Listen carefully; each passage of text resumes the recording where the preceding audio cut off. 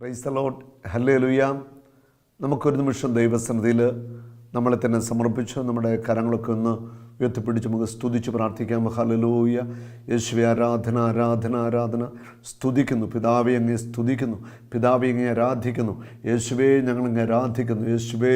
ലോക രക്ഷകനായ ദൈവമേ, സർവശക്തനായ ദൈവമേ, അങ്ങേ ഞങ്ങൾ ആരാധിക്കുന്നു യേശുവേ. ഞങ്ങളുടെ രക്തത്താൽ ഞങ്ങളെ വിശുദ്ധീകരിക്കണമേ യേശുവേ. ഞങ്ങളുടെ ആത്മാവിനെ ഞങ്ങളെ നിറയ്ക്കണമേ. ആത്മാവി പരിശുദ്ധാത്മാവെ ഞങ്ങളെ നിറയണമേ. ഇന്നത്തെ ശുശ്രൂഷ പങ്കെടുക്കുന്ന എല്ലാവരുടെ മേലും ആത്മാവിൻ്റെ ശക്തി കടന്നു പോവട്ടെ. ദൈവജനം വിടുതൽ പ്രാപിക്കട്ടെ. പൈശാചിക ബന്ധനങ്ങൾ തകർത്ത് പ്രാർത്ഥിക്കുന്നു. ദൈവജനത്തിൻ്റെ മേലെ ദൈവ കരുണ ഒഴുകട്ടെ എന്ന് പ്രാർത്ഥിക്കുന്നു.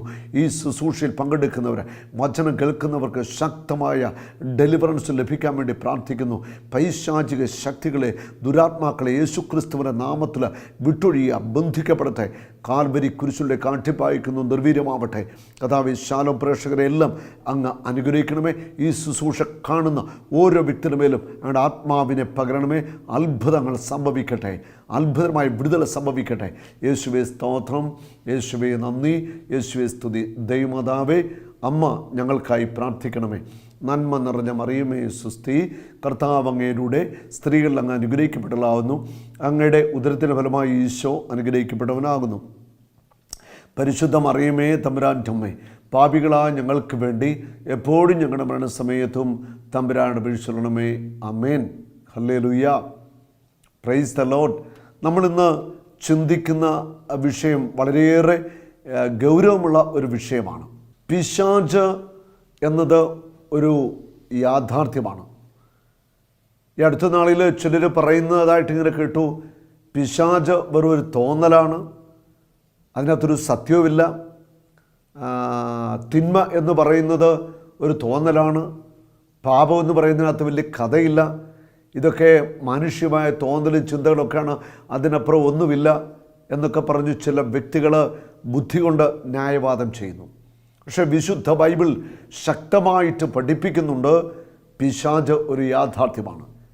സുവിശേഷങ്ങളിൽ നമ്മൾ കാണുന്നുണ്ട്, യേശു അനേക വ്യക്തികളിൽ നിന്ന് പിശാചിനെ പുറത്താക്കുന്നു, അവർ സൗഖ്യം പ്രാപിക്കുന്നു, വിടുതലിലേക്ക് വരുന്നതായിട്ട് നമ്മൾ വായിക്കുന്നുണ്ട്. ഹല്ലേലൂയ. മർക്കോസിൻ്റെ സുവിശേഷം 5-ാം അധ്യായത്തിൽ നമ്മൾ വായിക്കുന്നു 1 മുതലുള്ള തിരുവചനങ്ങൾ. അവർ കടലിൻ്റെ മറുകരയിൽ ഗനേസരുടെ നാട്ടിലെത്തി. അവൻ വഞ്ചിയിൽ നിന്ന് ഇറങ്ങിയ ഉടനെ അശുദ്ധാത്മാവ് ബാധിച്ച ഒരുവൻ ശവകുടീരങ്ങൾക്കിടയിൽ നിന്ന് എതിരെ വന്നു. ശവകുടീരങ്ങൾക്കിടയിൽ താമസിച്ചിരുന്ന അവനെ ചെങ്ങല കൊണ്ട് പോലും ബന്ധിച്ചിടാൻ കഴിഞ്ഞിരുന്നില്ല.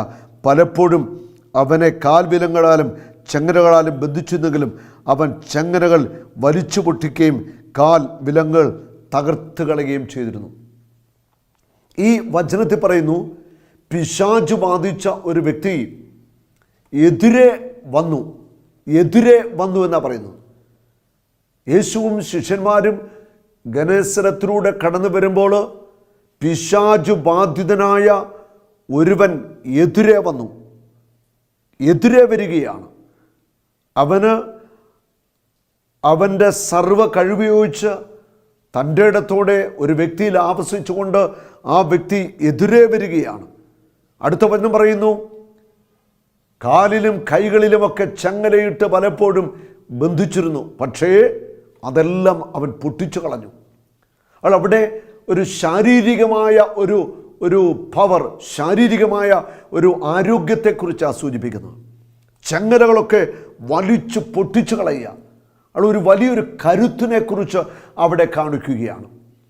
അവൾ ഈ വ്യക്തിയിൽ ബാധിച്ചിരുന്ന പിശാച് കരുത്തുള്ള പൈശാചിക അശുദ്ധാത്മാക്കളുടെ ഒരു കൂട്ടമായിരുന്നു. വിശുദ്ധ ബൈബിൾ ശക്തമായിട്ട് നമ്മളെ പഠിപ്പിക്കുന്നുണ്ട്, പിശാച് എന്ന് പറയുന്നത് ഒരു മിഥ്യാസങ്കല്പമല്ല, അതൊരു യാഥാർത്ഥ്യമാണ്. യഥാർത്ഥത്തിൽ ഞാനും നിങ്ങളും യുദ്ധം ചെയ്യുന്നത്, പോരാടുന്നത് പിശാചിന് എതിരെയാണ്. ഇനി നമ്മൾ വ്യക്തമായിട്ട് അറിയുവാനായിട്ട് ഞാനൊരു കത്തോലിക്ക സഭയുടെ മതബോധന ഗ്രന്ഥം CCC 414 നിങ്ങളെ ഒന്ന് വായിച്ചു കേൾപ്പിക്കുക. സാത്താൻ അഥവാ പിശാച്, മറ്റ് ദുർഭൂതങ്ങൾ എന്നിവർ മൂലം, പാപം മൂലം അധപ്പതിച്ച ദൈവദൂതന്മാരാണ്. അവിടെ പറയുന്നു സാത്താൻ അഥവാ പിശാച്, മറ്റ് ദുർഭൂതങ്ങൾ. അവിടെ പ്രത്യേകം പറയുകയാണ് മറ്റ് ദുർഭൂതങ്ങൾ. പിശാചിൻ്റെ വലിയ ഒരു ഗണം ഈ ലോകത്തിൽ പ്രവർത്തിക്കുന്നുണ്ട്. അന്തരീക്ഷ ശക്തിയുടെ അധീശന്മാർ അന്തരീക്ഷത്തിലും ഭൂമിയിലും വായുവിലും പാതാളത്തിലും ആകമാനം തിന്മയുടെ അരൂപിയുടേതായ പ്രവർത്തനങ്ങൾ നടക്കുന്നുണ്ട്. ദുർഭൂതങ്ങൾ എന്നിവർ പാപം മൂലം അധപ്പതിച്ച ദൈവദൂതന്മാരാണ്. അല്ല, അധപ്പതിച്ച ദൈവദൂതന്മാരാണ്. ഒരിക്കൽ സ്വർഗത്തിൽ ഇടമുണ്ടായിരുന്ന ഈ ദൈവദൂതന്മാർ പാപം ചെയ്ത് അധപ്പതിച്ചു.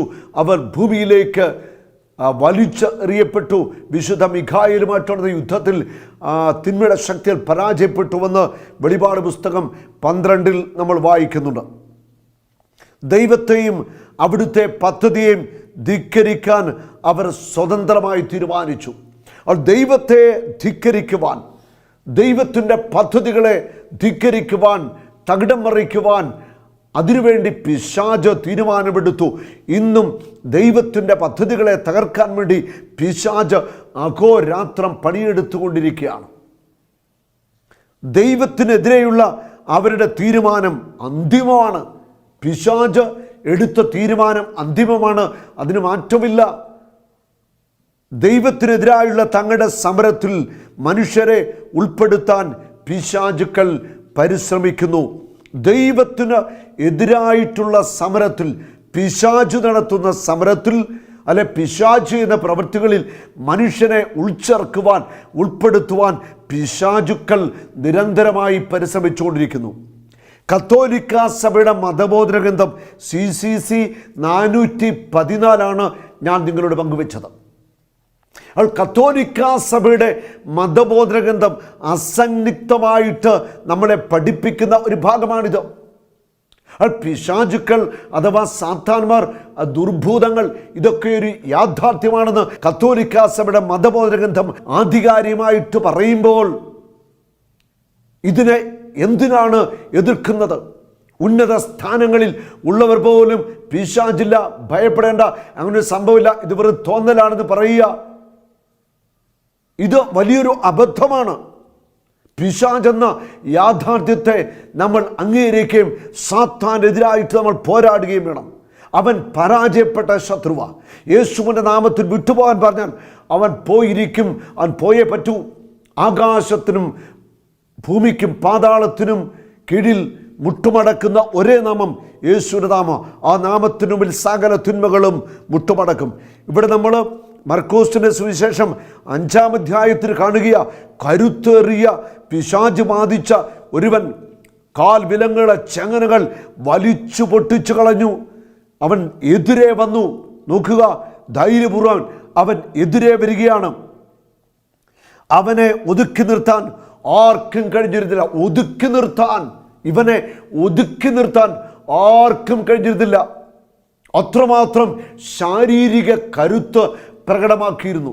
അപ്പോൾ ഒരു വ്യക്തിയിൽ പിശാചിൻ്റെ ആവാസം ഉണ്ട് എന്നതിൻ്റെ വ്യക്തമായ ഒരു അടയാളമാണിത്. ശാരീരികമായിട്ട് അസാധാരണമായ കരുത്ത് പ്രകടിപ്പിക്കുക. ഞാൻ ഓർക്കുന്നു, ഒരിക്കൽ ഒരു ചെറുപ്പക്കാരന് വേണ്ടി പ്രാർത്ഥിക്കുമ്പോൾ, ആത്മഹത്യക്ക് ശ്രമിച്ച വ്യക്തിയാണ്, ഒത്തിരിയേറെ പാപവഴി ജീവിക്കുന്ന വ്യക്തിയാണ്. ആ വ്യക്തിക്ക് വേണ്ടി പ്രാർത്ഥിക്കുമ്പോൾ ആത്മാവിൻ്റെ ശക്തിയിൽ നിലംപതിച്ചു. അതിനുശേഷം ഒരു 8-10 പേര് പിടിച്ചിട്ട് ആ വ്യക്തി നിൽക്കത്തില്ല. അത്രമാത്രം കരുത്തിനോടുകൂടി ബഹളം വയ്ക്കുകയായിരുന്നു. പ്രാർത്ഥനയിൽ കുറേ സമയം പ്രാർത്ഥിച്ചിട്ട് ആ വ്യക്തി ഒന്ന് ഒതുങ്ങിയത്. വലിയ കരുത്ത്, ശാരീരിക കരുത്ത് പ്രകടമാക്കുക. ഇത് പൈശാചിക ആവാസം, പൊസഷൻ, അങ്ങനെ ഒരു ശരിക്കും തിന്മയുടെ ആവാസമുള്ള വ്യക്തികളിൽ ഇങ്ങനെ കാണുന്നുണ്ട്. ഇതൊക്കെ ഒന്നും നിഷേധിച്ചിട്ട് കാര്യമില്ല. ഞാൻ ഓർക്കാണ്, ഒരിക്കൽ ഒരു ചെറുപ്പക്കാരൻ ധ്യാനാവസരത്തിൽ പ്രാർത്ഥിക്കാമെന്നു. ബോംബെയിലാണ് ജോലി ചെയ്യുന്നത്. ഒരു മെയിൽ നേഴ്സാണ്, 10-30 വയസ്സ് കാണും. അവൻ പറയുന്നു, എൻ്റെ ചെറുപ്പം മുതലേ ഞാൻ സ്വവർഗഭോഗത്തിനും സ്വയംഭോഗത്തിനും അടിമയാണ്. ലൈംഗികതയിലുള്ള മ്ലേച്ഛഭാവങ്ങൾക്ക് അടിമയാണ്. ബ്ലൂ ഫിലിമിന് അടിമയാണ്. പിന്നീട് തെറ്റായ സ്ത്രീ ബന്ധങ്ങളിലൊക്കെയാണ് ജീവിച്ചത്. അവൻ പറയുന്നു, പാപകരമായ ജീവിതം അവനെ മടുപ്പിച്ചു, എനിക്ക് ഇതിൽ നിന്ന് ഒരു വിടുതൽ വേണം. ഇവൻ സംസാരിച്ചതൊക്കെ ഞാൻ കേട്ടു. ഞാൻ അവനോട് ഒരു കസരയിൽ ഇരിക്കാൻ പറഞ്ഞു, ഇരുന്നു.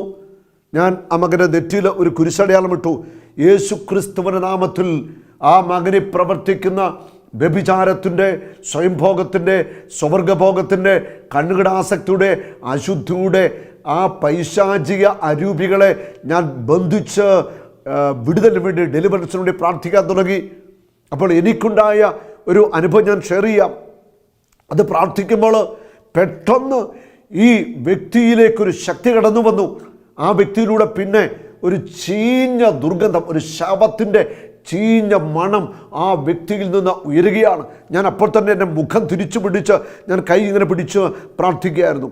പ്രാർത്ഥിച്ച സമയം മുഴുവൻ ഒരു ചീഞ്ഞ ദുർഗന്ധം ഈ വ്യക്തിയിലൂടെ പുറപ്പെടുകയായിരുന്നു. ശരിക്കും അശുദ്ധിയുടെ, വ്യഭിചാരത്തിൻ്റെ ഒക്കെ തിന്മയുടെ ആത്മാവ് ബാധിച്ച ഒരു ചെറുപ്പക്കാരൻ. ഞാനൊരു 10-15 മിനിറ്റ് പ്രാർത്ഥിച്ചു. പ്രാർത്ഥനയെല്ലാം കഴിഞ്ഞു. ഞാൻ ആ വ്യക്തിയോട് ചോദിച്ചു, എന്താണ് അനുഭവപ്പെട്ടത്? ആ വ്യക്തി പറയുന്നു, എൻ്റെ ശരീരത്തു നിന്ന് ആരോ ഇറങ്ങിപ്പോയി, എൻ്റെ ശരീരത്തിൻ്റെ ഭാരമൊക്കെ കുറഞ്ഞു, എന്തോ എൻ്റെ തലയുടെ ഭാരമൊക്കെ വിട്ടുമാറി. അങ്ങനെ ഒരു വലിയൊരു വിടുതൽ കിട്ടായിട്ട് ആ ചെറുപ്പക്കാരൻ പറയുക. അത് വ്യത്യസ്തമായ അരൂപികൾ, തിന്മയുടെ അരൂപികളുണ്ട്. ഇത് ആരൊക്കെ എതിർത്താലും നിഷേധിച്ചാലും വിശുദ്ധ വചനമനുസരിച്ച്, കത്തോലിക്കാ സഭയുടെ മതബോധന ഗ്രന്ഥം പഠിപ്പിക്കുന്നതനുസരിച്ച് സാത്താൻ ഒരു യാഥാർത്ഥ്യമാണ്. തുടർന്ന് നമ്മൾ കാണുകയാണ്, അവൻ യേശുവിനെ കണ്ട് ഓടി വന്ന് അവനെ പ്രണമിച്ചു. അതിനുമുമ്പ് വായിക്കുന്നു, അവനെ ഒതുക്കി നിർത്താൻ ആർക്കും കഴിഞ്ഞില്ല. രാപ്പകൽ അവൻ കല്ലറകൾക്കിടയിലും മലകളിലുമായിരുന്നു. അവൻ അലറി വിളിക്കുകയും കല്ലുകൊണ്ട് തന്നെ മുറിപ്പെടുത്തുകയും ചെയ്തിരുന്നു. യേശുവിനെ കണ്ട് ഓടി വന്ന് യേശുവിന് മുമ്പിൽ അവൻ വീഴുകയാണ്. അവൾ സ്വയം മുറിപ്പെടുത്തുക, സ്വയം പീഡിപ്പിക്കുക, സ്വന്തം ശരീരത്തെ സ്വയം പീഡിപ്പിക്കുന്ന ഒരു വ്യക്തി, കല്ലുകൊണ്ട് ശരീരത്തെ മുറിപ്പെടുത്തുക. ഇങ്ങനെയുള്ള വ്യക്തികളുണ്ട്. സ്വയം ശരീരത്തെ മുറിക്കുന്ന, ശരീരത്തെ പീഡിപ്പിക്കുക. ഇതൊക്കെ ശരിക്കും പൈശാചിക ബന്ധനമുള്ള വ്യക്തിയുടെ ചില അടയാളങ്ങളാണ്. അപ്പോൾ നമ്മൾ പിശാചിനെതിരെയുള്ള യുദ്ധത്തിലാണ്. സാത്താൻ അലറുന്ന സിംഹത്തെ പോലെ പാഞ്ഞു നടക്കുന്നുവെന്ന് പത്രോസ് അപ്പോസ്തലൻ പറയുന്നു. യാക്കോബ് ശ്ലീഹയുടെ ലേഖനത്തിൽ പറയുന്നു, നിങ്ങൾ പിശാചിനോട് എതിർത്തു നിൽക്കുക, അവൻ നിങ്ങളെ വിട്ടുപോയിക്കൊള്ളും. അപ്പോൾ നമ്മൾ എതിർത്തു നിൽക്കണം, പ്രാർത്ഥിക്കണം. പൈശാചിക അരൂപികളെ യേശുവിന്റെ നാമത്തിൽ ബഹിഷ്കരിക്കണം. മർക്കോസ് 16:17 വിശ്വസിക്കുന്നവരോടുകൂടി ഈ അടയാളങ്ങൾ ഉണ്ടായിരിക്കും, അവർ എൻ്റെ നാമത്തിൽ പിശാചുക്കളെ ബഹിഷ്കരിക്കും. ആ പ്രാർത്ഥനയിലും വിശുദ്ധിയിലും ജീവിക്കണം നീ. അങ്ങനെയെങ്കിൽ ഒരു തിന്മയുടെ അരൂപിയും നിന്നിൽ ആവസിക്കത്തില്ല, നിന്നെ കീഴ്പ്പെടുത്തത്തില്ല. അശുദ്ധിയിലും ആസക്തിയിലും പാപത്തിൻ്റെ വഴിയിലൊക്കെ ജീവിച്ചാൽ ഉറപ്പാണ് തിന്മയുടെ അരൂപികൾ ശക്തമായിട്ട് നിങ്ങളിൽ സ്വാധീനം ചെലുത്തും, നിങ്ങളെ കീഴ്പ്പെടുത്തും. അവൻ സ്വന്തം ശരീരത്തെ കല്ലുകൾ കൊണ്ട് മുറിപ്പെടുത്തി, തന്നെ മുറിപ്പെടുത്തി. യേശുവിനെ കണ്ടപ്പോൾ അവന് ഉച്ചത്തിൽ നിലവിളിച്ചുകൊണ്ട് യേശുവിനെ പ്രണമിച്ചു, യേശുവിൻ്റെ കാൽക്കൽ വീണു. എന്നിട്ട് ആ പിശാച് ബാധിതൻ വിളിച്ചു പറയുകയാണ്, മഹോന്നതനായ ദൈവത്തിൻ്റെ പുത്ര യേശുവേ, അങ്ങ് എൻ്റെ കാര്യത്തിൽ എന്തിന് ഇടപെടുന്നു? ഉച്ചത്തിൽ നിലവിളിച്ചിട്ട് പറയുക, മഹോന്നതനായ ദൈവത്തിൻ്റെ പുത്ര, മഹോന്നതനായ, ഉന്നതനായ, സർവശക്തനായ, ആദിയും അന്ത്യവുമായ, ആൽഫായും ഒമേഗായുമായ, എല്ലാറ്റിൻ്റെയും ഉടയവനായ, സർവശക്തനായ ദൈവത്തിൻ്റെ പുത്ര യേശുവേ, അങ്ങ് എൻ്റെ കാര്യത്തിൽ എന്തിന് ഇടപെടുന്നു? എന്തിനാണ് ഞങ്ങളുടെ കാര്യത്തിൽ ഇടപെടുന്നത്? എൻ്റെ കാര്യത്തിൽ ഇടപെടുന്നത്? ദൈവത്തെ കൊണ്ട് ആണയിട്ട് ഞാൻ അങ്ങോട്ട് അപേക്ഷിക്കുന്നു, അങ്ങനെ പീഡിപ്പിക്കരുതേ, അങ്ങനെ പീഡിപ്പിക്കരുതേ. 1 സാമുവേൽ 16-ാം അധ്യായത്തിൻ്റെ 14-ാമത്തെ വചനവും 23-ാമത്തെ വചനത്തിൽ നാം ഇങ്ങനെ വായിക്കുന്നുണ്ട്: ശൗലിനെ ഒരു ദുരാത്മാവ് പീഡിപ്പിച്ചിരുന്നു. ശൗലിനെ ഒരു ദുരാത്മാവ് നിരന്തരമായിട്ട് പീഡിപ്പിച്ചിരുന്നു.